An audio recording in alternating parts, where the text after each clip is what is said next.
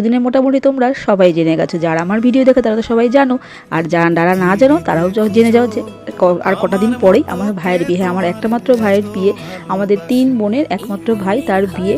আর বিয়েটা জুড়ে আমাদের তো যেরকম এক্সাইটমেন্ট আছে, তেমনি কোথায় একটা যেন খারাপ লাগা আছে। খারাপ লাগা কেন সেটা তোমাদের বলছি।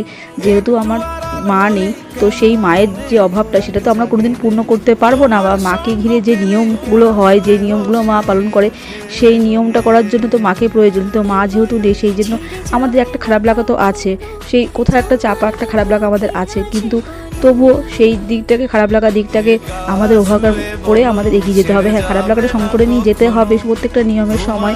তো মাকে মনে দরকার পড়ে, মার প্রয়োজন হয়, তো সেই জন্য আমাদের সেই খারাপ লাগাটা আছে। তারপরে একটা আনন্দও আছে, ভাইয়ের বিয়ে। তো আমরা সবাই মিলে, সবাই ভাই বোনরা, মানে আমার মাসি পিসি সব পিসি মেয়েরা বা আমরা সব বোনেরা মিলে ভীষণ ভীষণ এক্সাইটেড ভাইয়ের বিয়েটা নিয়ে। জানি না কতদূর কী করতে পারবো, আর ঈশ্বরের কাছে আমি প্রার্থনা করি যেন কাজটা ভালোভাবে হয়ে যায়।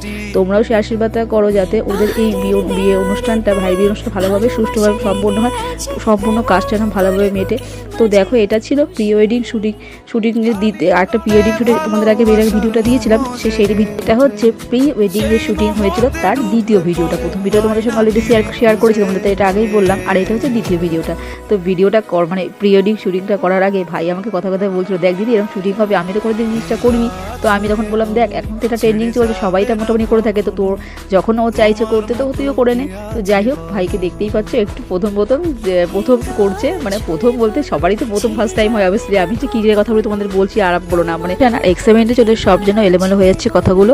তো তোমাদের ভিডিওটা কেমন হলো কমেন্টে অবশ্যই জানিও, আর নবদম্পতিকে আশীর্বাদ করো যাতে ওদের আগামী যে মন্ডল সুখের হয়। তো চলো এখন কথা দেখা হচ্ছে নেক্সট ভিডিওতে।